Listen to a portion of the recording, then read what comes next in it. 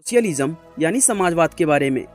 दोस्तों, सोशलिज्म में कम्युनिज्म की तरह ही प्रोडक्शन के सभी संसाधन जैसे खेत, जमीन, फैक्ट्री और इंडस्ट्री की पूरी ऑनरशिप समाज के लोगों के ही पास होती है। सोशलिज्म की शुरुआत 19वीं सदी में 1830 से 1860 के दौरान हुई थी, क्योंकि उसी समय दुनिया के बहुत से विद्वानों और विचारकों ने इसके बारे में लिखा था। दरअसल सोशलिज्म एक ऐसे आदर्श समाज के बारे में है जिसके अंदर किसी भी तरह की कोई बुराई नहीं है।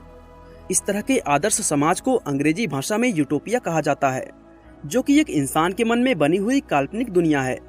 दरअसल दोस्तों, सोशलिज्म एक बहुत बड़ी टर्म है और इसी के अंदर से कम्युनिज्म भी निकला है। सोशलिज्म की एक सबसे इम्पोर्टेंट चीज ये है कि इसमें प्रोडक्शन के संसाधन से जो फाइनल प्रोडक्ट निकल कर आता है उसको सभी लोगों में बराबर बराबर बांटा जाता है और इसमें अमीर गरीब, ऊंच नीच, धर्म और जात के अनुसार कोई भी भेदभाव नहीं होता।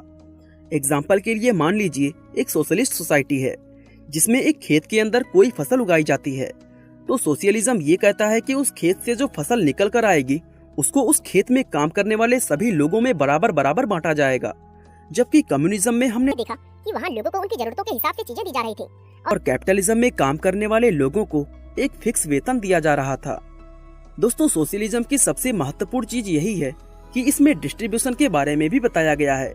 दुनिया के अलग अलग देशों में लोगों की भलाई के लिए जो वेलफेयर पॉलिसीज आज बनाई जाती हैं, वो सोशलिज्म के डिस्ट्रीब्यूशन बेसिस पर ही बनाई जाती हैं, क्योंकि सोशलिज्म ये कहता है कि समाज में हर एक व्यक्ति को एक समान अवसर मिलने चाहिए, फिर चाहे वो व्यक्ति अमीर हो या गरीब हो या फिर किसी भी क्लास व कैटेगरी से बिलोंग क्यों न करता हो, लोगों के बीच किसी भी तरह का भेदभाव नहीं होना चाहिए।